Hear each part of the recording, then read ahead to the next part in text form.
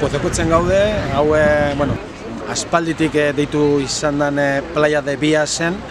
Gaur, bueno, zabalduko dugu, bueno, auzokide guztientzat, posible izateko ja, bueno, pasiatza eta egotea hemendik. Erronkari barran dekogu kale barri bat,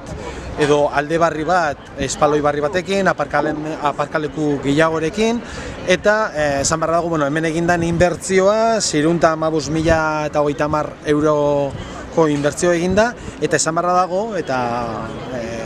bueno, argitu behar duguna bebai da, hau provisionala dela, ez? Hemen proposatzen den, interbentzio desberdinak proposatzen dira, hemen nire eskumaldean hor zabaldu egingo da kale barri bat autonomia kalearekin lotu egingo dana, hor atzekaldean edo,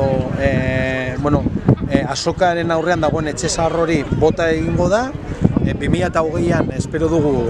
bueno, aurrera ateratzea plangintza hori, esan nahi dut, kale barria zabaldu, aparkaleku gehiagorekin, espaloiak pasiatzeko, eta norabide bakar batekin, hau da, autonomia kalea gorantza lotuta. Esan beharra dago gero hor, kale horren aurrean eraikin bat planteatzen dela, behin kalea egonda, estolderia guztiekin, argindarra hartzeko, hor planteatzen da 80 etxebizitzako eraikin bat,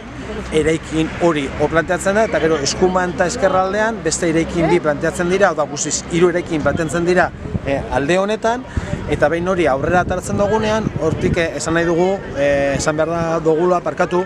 hor parkea edo bueno, alde guzti hau ja behin betiko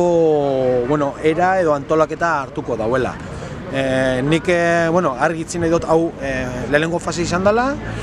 esan den duguna kale hori zabalera eta etxe horren bota eta hori bigarren fase izango dela, eta fase desberdinak bueno, egiten joaten garenean,